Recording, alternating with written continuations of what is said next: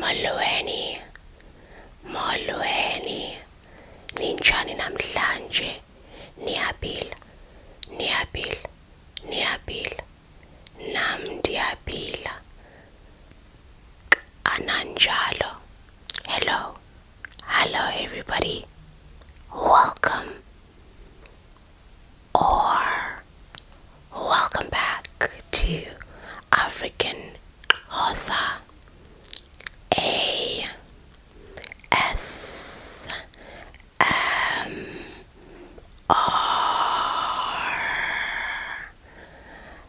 Today's video is inspired by none other than Ugcina Mhlobe. Some of us in the Eastern Cape grew up without television, and we would wake up early in the morning on weekends to listen to some of the most beautiful, amazing stories she would tell us on radio. For that, I would like to say thank you to Ugcina Mhlobe for filling our childhoods with great and memorable stories. Today I will be reciting yet another story just for you. So I have this book with me. I'm not sure if you can see it. Hopefully you can see it. It says Stories from Africa, and you can see there's a lady carrying a baby on her backside, and you can see a hut, and then you can clearly see that she is in the village. So today I'll be reciting one of the stories from this book for you guys. Hopefully you will enjoy watching today's video. So this book is filled with stories from West Africa, Northern Africa, Central and Southern Africa, and East Africa. So, which part of Africa should I concentrate on?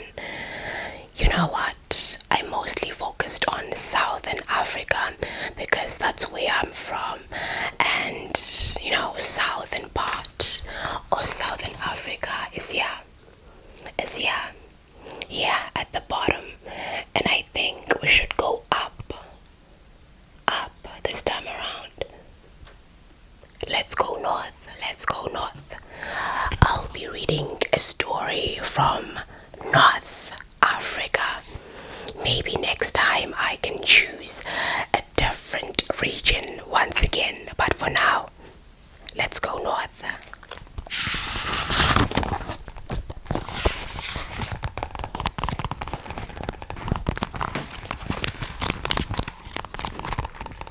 Let's try to trace stories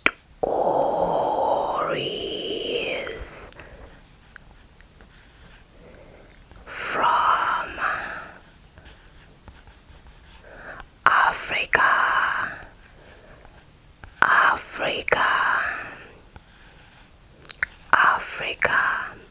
Stories amabali from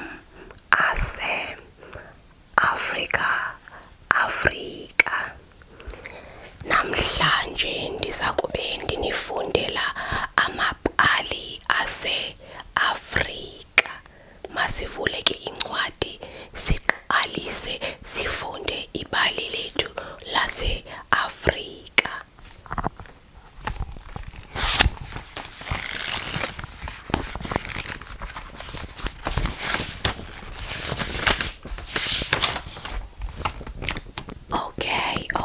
Okay, from North Africa. The first story the answer is no. The second story is titled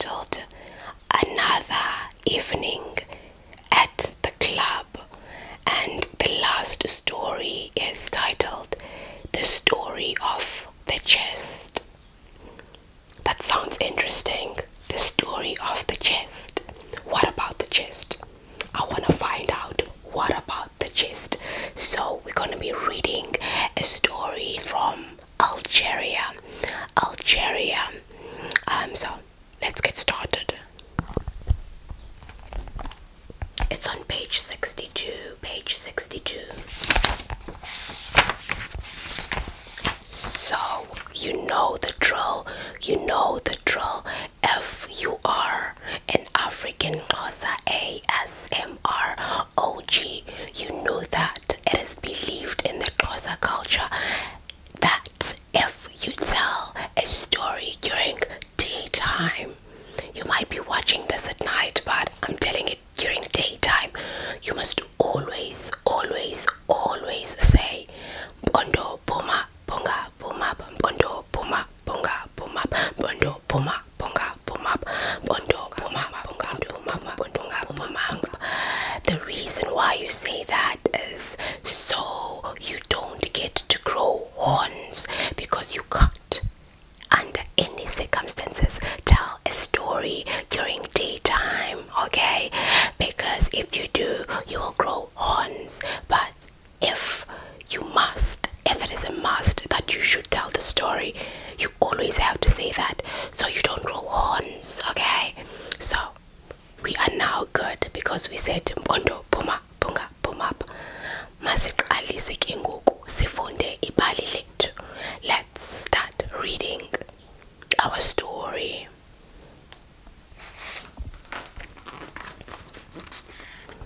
The story is titled The Story of the Chest.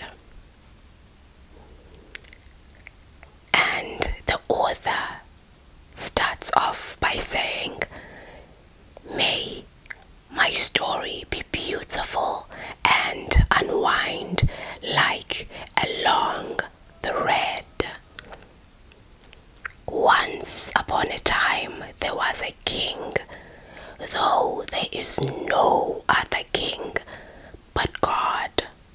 And this king had a dearly beloved son who said to him, 'King, my father, let me go to the market and see your subjects.'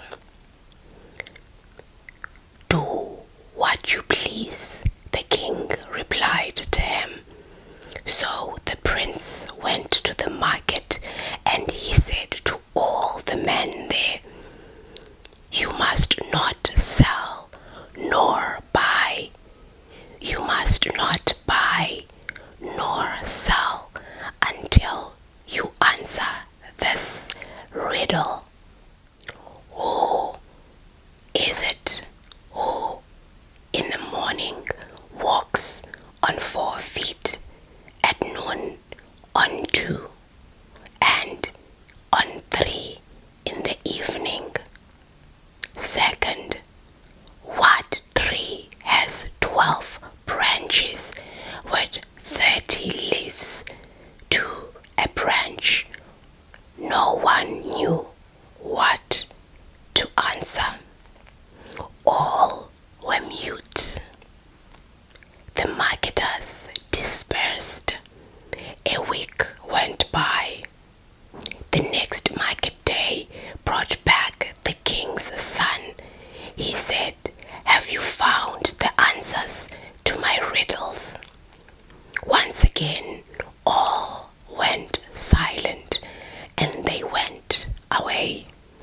He who went to buy brought not, and he who went to sell sold not. The market closed. But among these assembled was but amongst those who assembled was the market supervisor.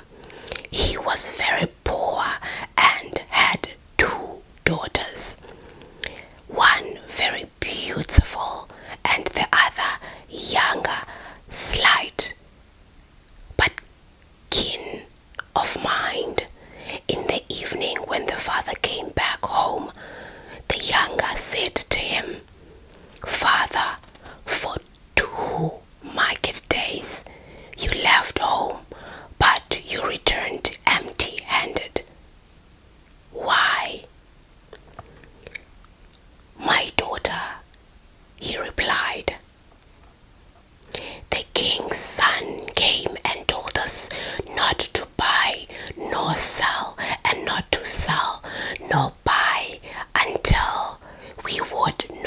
meaning of what he was going to say. And what did the prince ask you to guess? Replied the girl.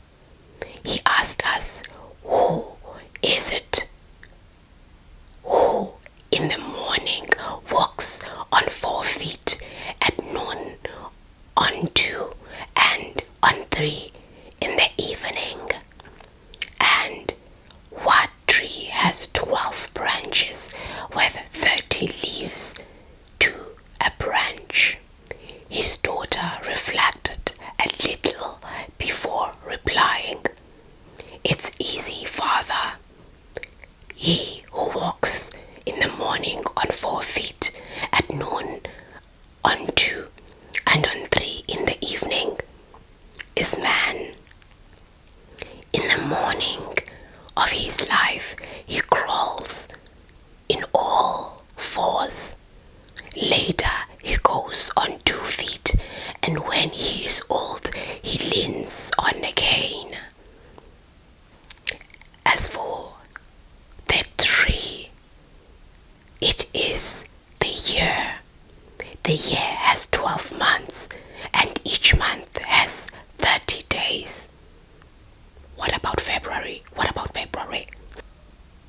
A week went by. In its course, it brought another market day, and with the king's son, he asked, And today, have you figured it out? The supervisor spoke up and said, Yes, my lord. He who walks in the morning on 4 feet, on 2 at noon, and on 3 in the evening is man. In the morning of his life he crawls on all 4s. Older he goes on 2 feet.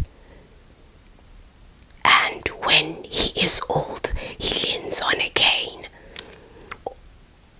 As for the tree, it is the year, as the year has 12 months, and each month has 30 days. What about February? What about February? Open the market, open the market, commanded the king's son. Then the evening fell. The prince approached the supervisor and said to him, I want to go to your house. The supervisor replied, Good, sir. And they went off together on foot. The prince declared, I have fled from God's paradise. I refused what God desired. The way is long. Carry me, or I shall carry you. Speak, or I shall speak, or I shall speak. The supervisor kept still. They came to a river, and the king's son said, Make me cross the river, or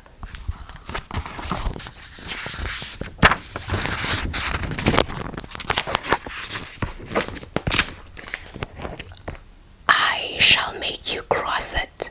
The supervisor, who understood nothing of this, did not answer. They arrived at the house.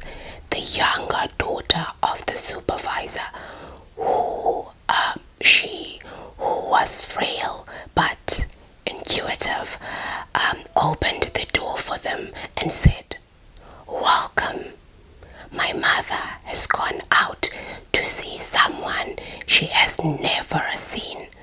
My brothers are fighting water with water. My sister finds herself between 2 walls. The king's son came in, looking at the most beautiful daughter. He said, The plate is beautiful, but it has cracks on it. Night found the whole family united. One had killed a chicken and prepared a feast. When the meal was ready, the prince said, Let me be the one to serve the chicken.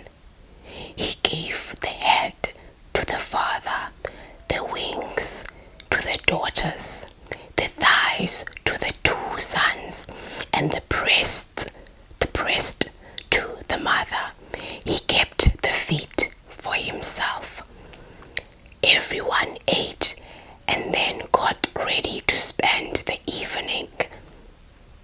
The king's son turned towards their lively daughter and told her, "In order for you to tell me my mother has gone to see someone she has never seen, she would have to be a midwife.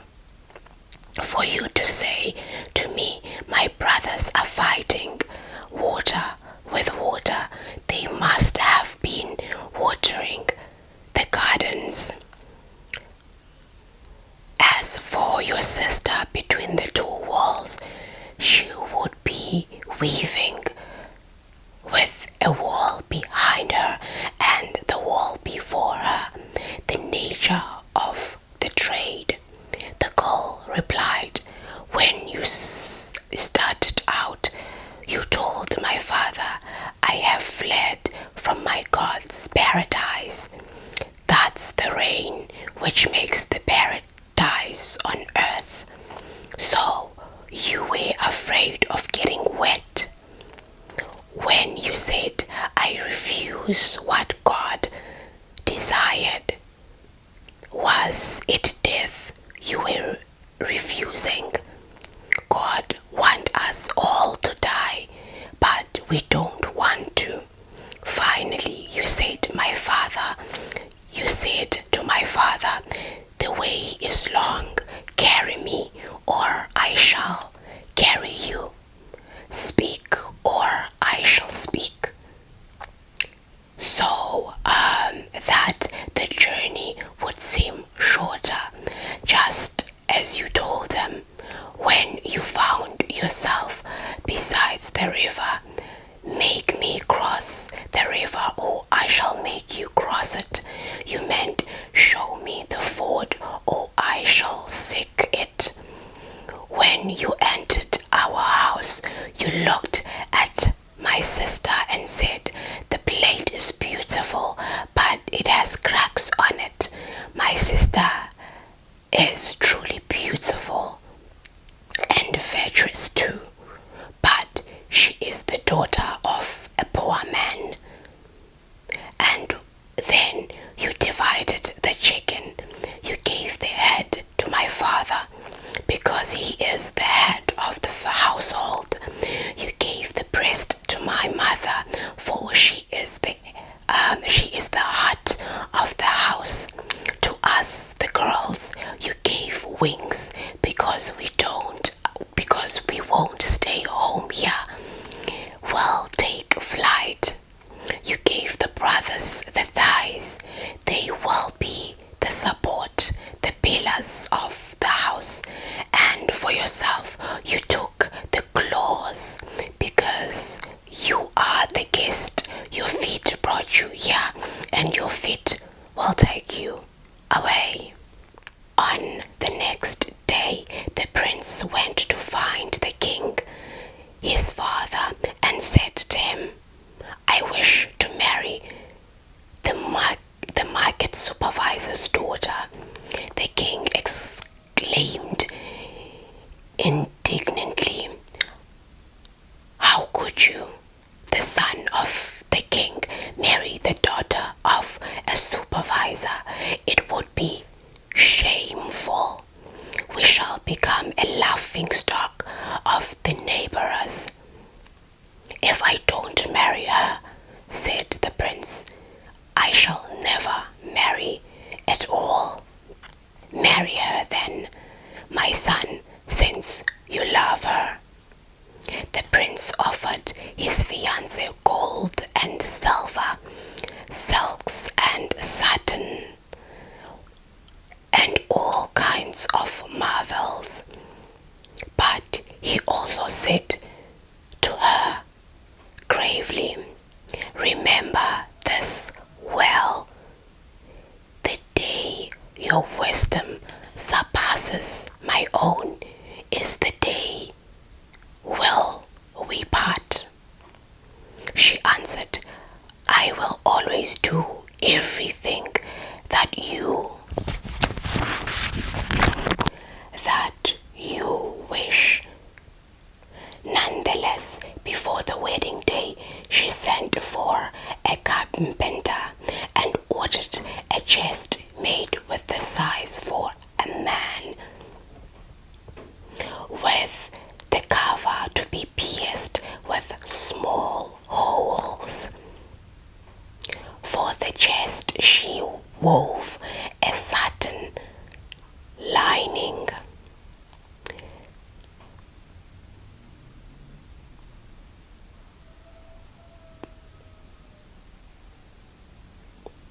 The nuptials were followed by rejoicing, which lasted for 7 days and 7 nights.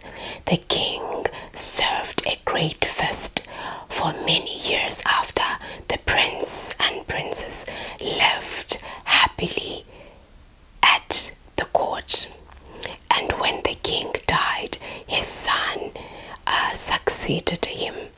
One day, when the young king was dispensing justice, 2 women came before him with a child they were quarreling over. One said, he is my son, and the other claimed, he's mine. They got to shouting and tearing each other's hair. The king was perplexed. The queen, curious, found out about it from a servant who told her 2 women are there with a child who both are claiming each one had a baby, but one of the babies died, and the king hasn't been able to find out which is the mother of the living child. The queen thought it over for a moment. Then she replied, let the king simply say to the 2 women, I shall divide the baby in 2, for each of you may have half. Then he will hear the true mother cry out, Lord, don't kill him, in God's name. The servant ran to tell the king the trick which would bring out the truth. The king turned towards his minister, saying, bring forth the blade so that we can divide the children. No, Lord, cried out one of the women. He will die. So the king held out the child to her and said, where was I? My battery, I ran out of memory. 30 minutes has gone by. So where was I? The 7. Okay, I did that part. The king. So the king held out the child to her and said, you are the mother, for you did not want him to die. Then the king went off to find the queen. He told her, do you remember what we agreed to on our wedding day? I said to you, the day your wisdom surpasses my own, that day will we part. She answered, I do remember, but grant me just one favor. Let us eat together for the last time, then I shall leave. He consented. He added, choose whatever you wish in the palace and take it with you. She herself prepared the meal. She gave the king a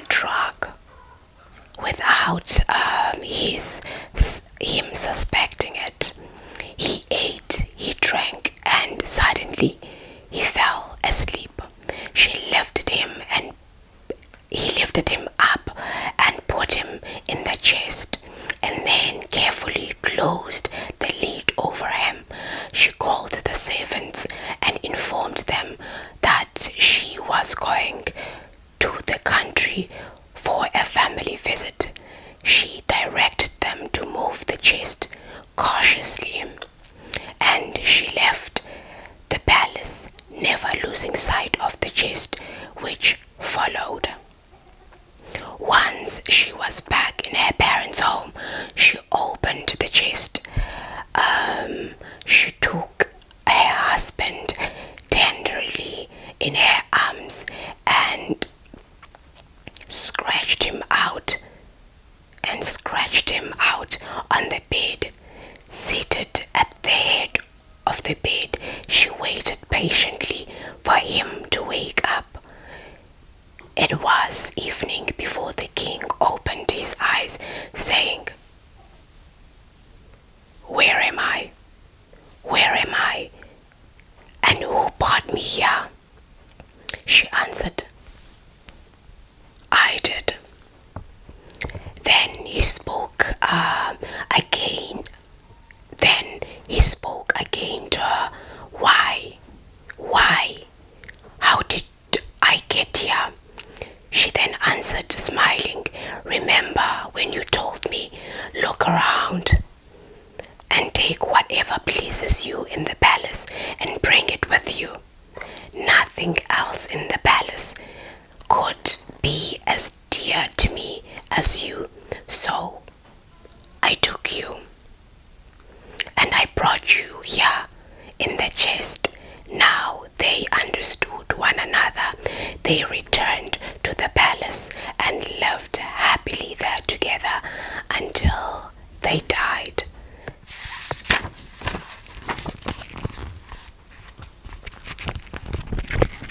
The end. So, what do you think of the story? Liphela kanjalo ke ibali lethu lanamhlanje. Ndiyathemba kwaye ndiyanqwenela ukuba uye walonwabela ngendlela engumangaliso. Do you perhaps know the story? Is it new to you? You've never heard it before? I'm curious to know what you've got to say. So that is going to be it for a story from North Africa and Algeria. That is going to be it from me. Ulale kakuhle, uphole kakuhle, uzole kakuhle, nokuba yintoni nantoni oyenzayo. Ewe ndithetha nawe uyenze kakuhle. Mna ndiza kubona wena kwixesha elizayo. And what that means is good night, sleep tight, sweet dreams, and whatever it is that you do. Yes, you. I hope that you will flourish. I will see you next time. Nilale kakuhle. Bye bye in Vietnam.